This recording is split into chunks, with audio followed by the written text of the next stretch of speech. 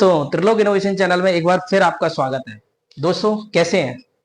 मजा आ रहा है पढ़ने में? एक नंबर। मैंने आपको कहा था ना कि आप थोड़ा सा पेशेंस रखना, मैं सारी की सारी क्लासें इंटरलेट कर दूंगा। आप चिंता नहीं करो यार।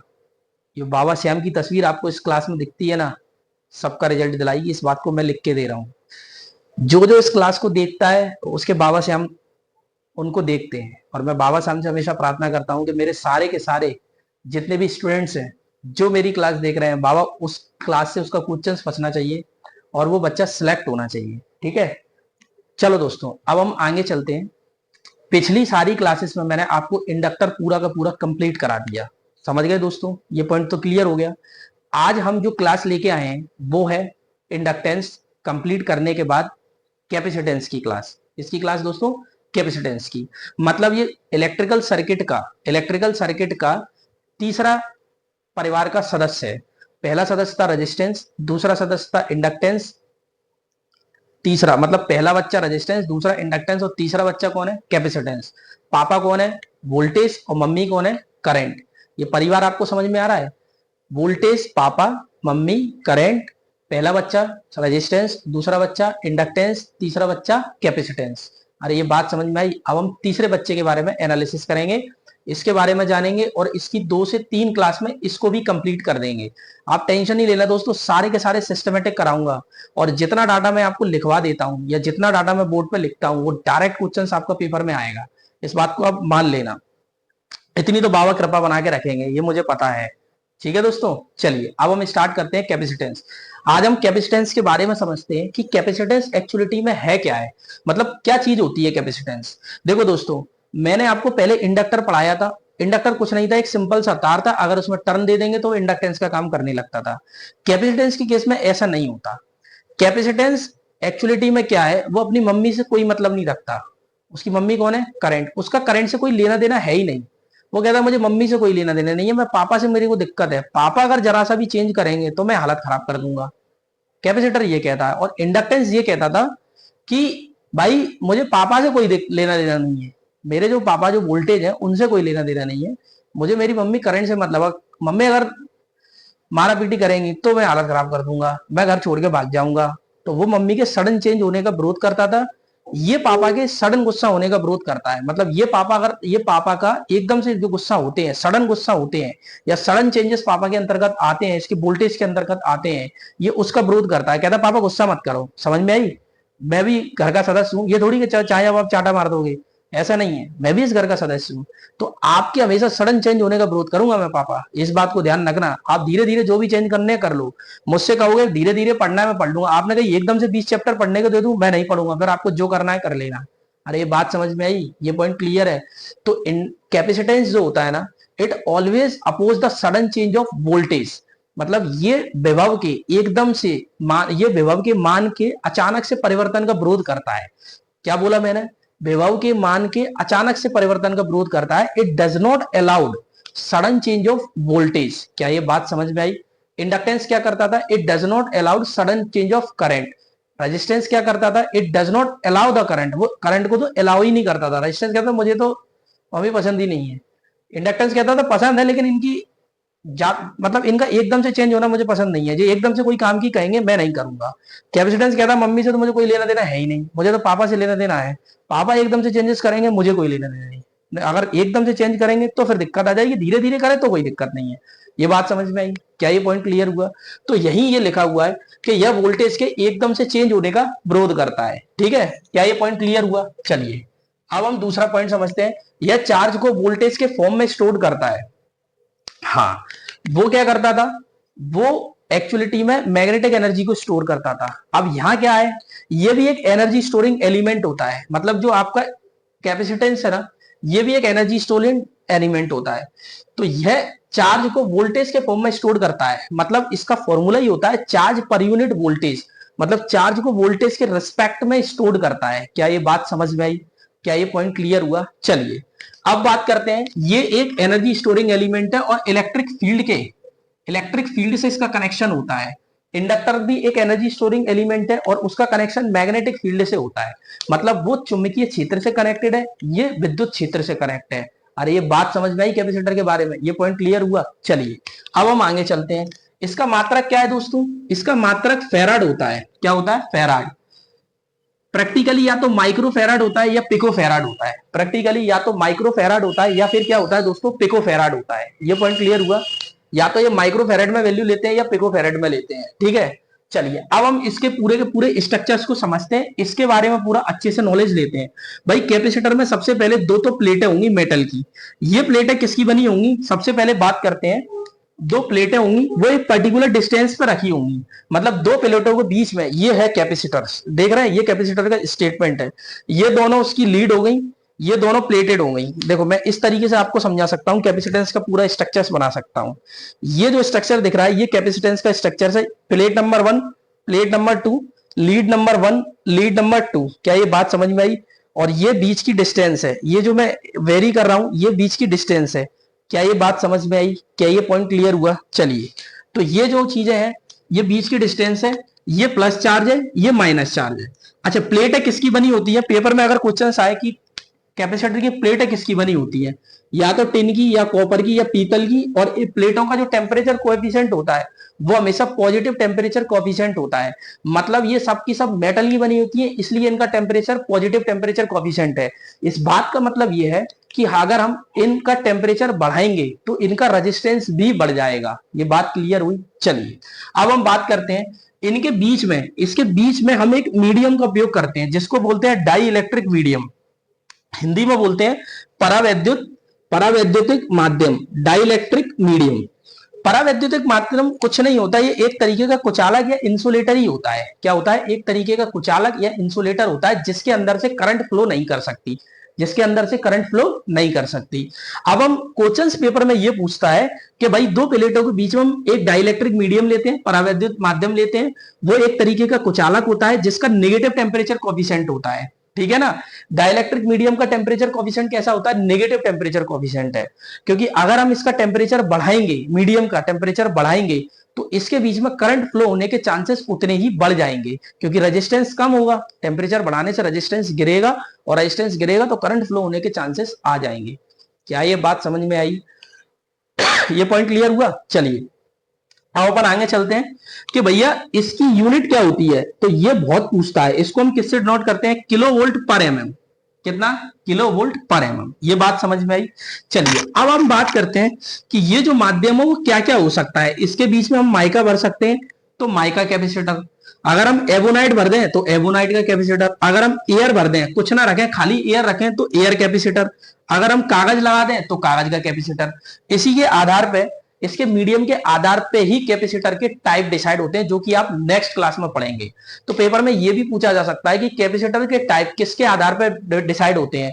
प्लेटों के, मेटल के आधार पर, डाइलेक्ट्रिक मीडियम के आधार पर, करंट के आधार पर, या वोल्टेज के आधार पर। ये इस टाइप के क्वेश्चंस है, इतने टफेस्ट क्वेश्चंस है तो ये आसान, पर आदमी कंफ्यूज हो जाता है कि यार ये पूछ क्या लिया। कभी हम इन बातों पर ध्यान ही नहीं देते। जो कि मैं टॉपिक करा रहा हूं ना बहुत सॉलिडली है, एकदम डायरेक्ट टू हिट करेगा पेपर में। क्योंकि जब पेपर घूमता हुआ बनता है, आप चाहे इसरो का पेपर दे दें, चाहे आप आईटीआई में जो भी पेपर देंगे ना, 90+ स्कोर तो आपका रखा है मेरी क्लासेस से। मतलब 90+ का स्कोर आपका कहीं नहीं गया। इसरो का आप कोई भी पेपर दे लें, इसरो का मैंने सिंगल पोस्ट के लिए सारे पेपर क्वालिफाई करे हैं। एक पेपर में मेरा स्कोर 80 में से 79 का था, जो मैंने इसरो अहमदाबाद दिया था। बात समझ में आई?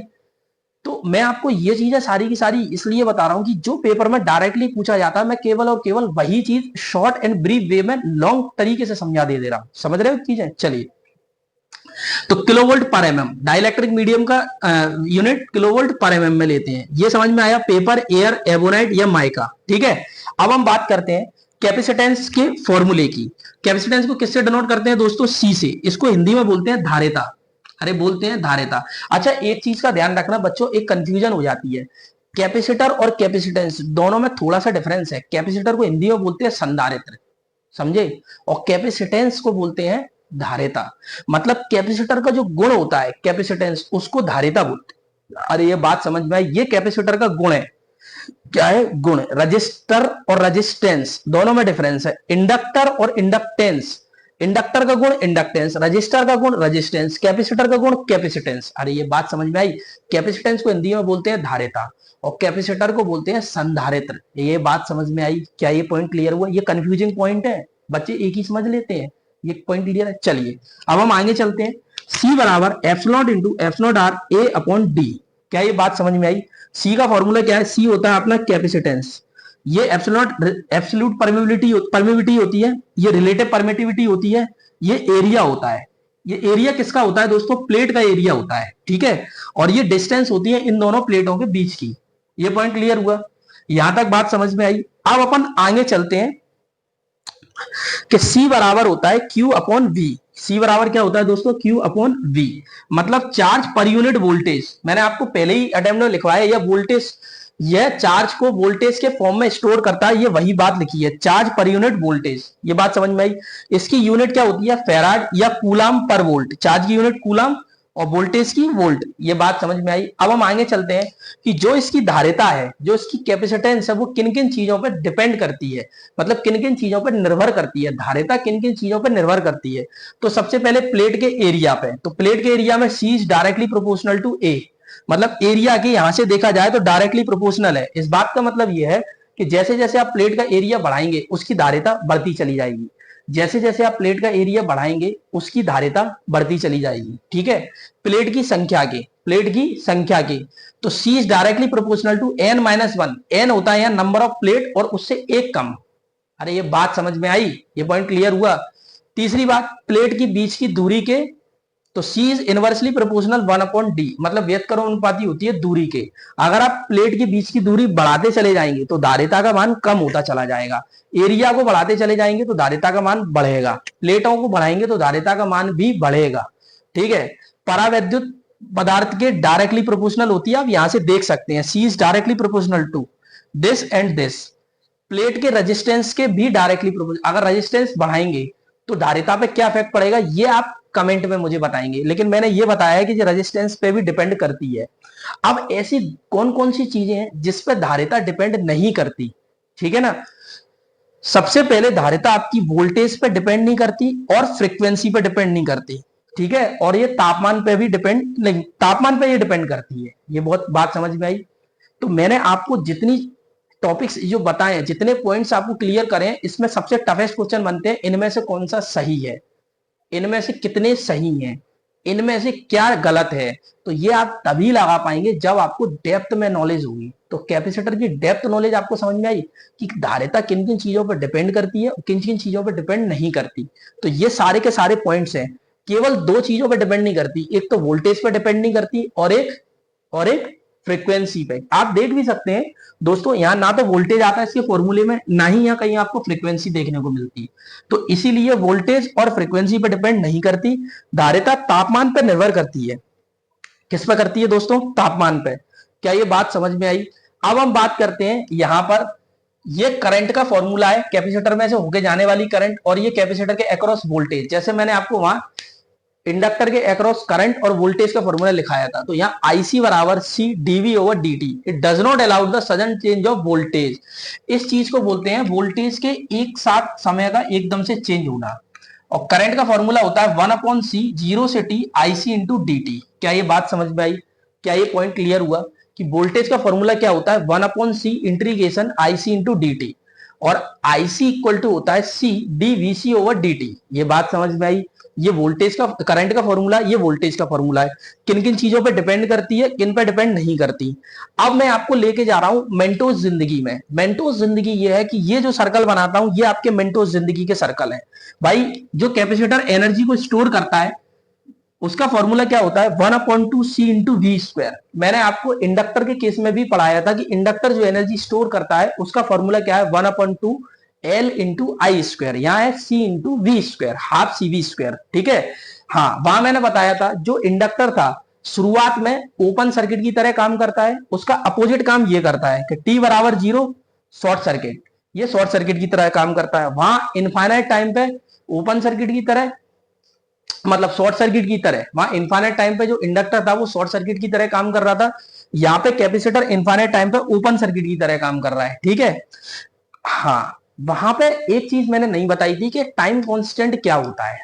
देखो दोस्तों, टाइम कांस्टेंट मतलब ये है कि जो रेजिस्टेंस, कैपेसिटेंस और इंडक्टर का आपस में रिलेशन बताता है टाइम कांस्टेंट, ठीक है। कैपेसिटेंस के केस में आर इंटू सी को जब मल्टीप्लाई करेंगे तो उसका टाइम कांस्टेंट आ जाएगा, और इंडक्टर के केस में अगर आप टाइम कांस्टेंट निकालेंगे तो एल अपॉन आर कर देंगे, मतलब इंडक्टेंस को रेजिस्टेंस से डिवाइड कर देंगे तो आपका इंडक्टिव टाइम कांस्टेंट आ जाएगा। क्या ये बात समझ में आई? ये आपकी मेंटोस जिंदगी है, जो डायरेक्ट के डायरेक्ट क्वेश्चन यहां से सीधे के सीधे पूछे जाएंगे, ठीक है दोस्तों। चलिए अब हम बात करते हैं मेंटोस जिंदगी 2 की। इसमें जो डाटा लिखा हुआ है, इसमें मैंने वो सारे के सारे फॉर्मूले रख दिए हैं जो पेपर में सीधे पूछते हैं कि 4 ऑप्शन दे देगा, बोलेगा इसमें से कौन सा सही फार्मूला है। ज्यादातर हम लोग उन फॉर्मूलों पे इतना ध्यान नहीं दे पाते, तो मैं सारे के सारे फॉर्मूले को क्लियर कर देता हूं, ठीक है दोस्तों। चलिए देखिए, E बराबर 1/2 CV स्क्वायर, जो कि आप पहले ही पढ़ चुके हैं, ठीक है, हाफ CV स्क्वायर ये रखा हुआ है। फिर E बराबर 1/2 Q इंटू वी, एक ये फॉर्मूला होता है।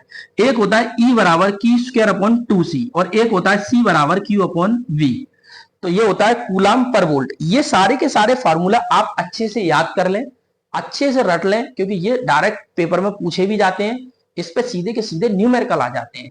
अगर आपको फॉर्मूला याद है तो न्यूमेरिकल बनाने में बहुत ही आसानी होती है दोस्तों। क्या ये पॉइंट क्लियर है? क्या आप कैपेसिटर समझ गए? इंडक्टर मम्मी से मतलब रखता है, कैपेसिटर पापा से मतलब रखता है, रेजिस्टेंस तो मम्मी से टोटल नफरत करता है, पापा को तो उससे कोई लेना देना ही नहीं है। रेजिस्टेंस जो है वो पापा को भी परेशान कर लेता है और मम्मी को भी परेशान कर लेता है। इंडक्टर मम्मी से ज्यादा प्यार करता है, पापा से नफरत करता है। कैपेसिटर नहीं, मम्मी मम्मी से मतलब मम्मी से उसका कॉन्टेक्ट रहता है, और जो कैपेसिटेंस है उसका पापा से कॉन्टेक्ट रहता है, उसकी दुश्मनी पापा से है और इंडक्टर की दुश्मनी मम्मी से है। अरे ये बात समझ में आई? इसीलिए तो बोलते हैं कि capacitor does not allowed sudden change of voltage, और inductor does not allowed sudden change of current. तो इंडक्टर का मैंने क्या बोला कि इंडक्टर जो है वो करंट के एकदम से अपोज होने का विरोध करता है, चेंज होने का अपोज करता है। अरे ये पॉइंट क्लियर हुआ? तो आज की क्लास में इतना ही दोस्तों। जितना मैंने पढ़ाया है अपना प्रॉपर सिस्टमेटिक अपने नोट्स बनाए, नहीं हो तो इस बोर्ड के स्क्रीन शॉट ले लें। मैं अगर ऐसे हट जाऊंगा तो आप देखेंगे इसका पूरा का पूरा स्क्रीन शॉट ले लें, और इसको सिस्टमेटिक शॉर्ट नोट्स बनाते जाएं और पूरा का पूरा रटते जाएं। नहीं समझ में आए क्लास को बार बार देखें। अगर ये वीडियो पसंद आ रही हो, आप शुरू से लेके लास्ट तक ये वीडियो देखते आ रहे हो, तो इस वीडियो को लाइक जरूर करें, प्लीज मेरे चैनल को सब्सक्राइब करें। इससे क्या होगा कि मेरे को जितना जितना ज्यादा लोगों का मुझे भीड़ मिलेगी, मैं उतना अच्छा डाटा आपको प्रोवाइड कराने की कोशिश करूंगा। एटलीस्ट मैं केवल और केवल एक बिगर ऑडियंस चाहता हूं, ठीक है ना। पैसे तो मैं ले ही नहीं रहा पढ़ाने के, कम से कम मुझे ऑडियंस प्रोवाइड कराइए जिससे मुझे भी काम करने में अच्छा लगेगा। थैंक यू दोस्तों।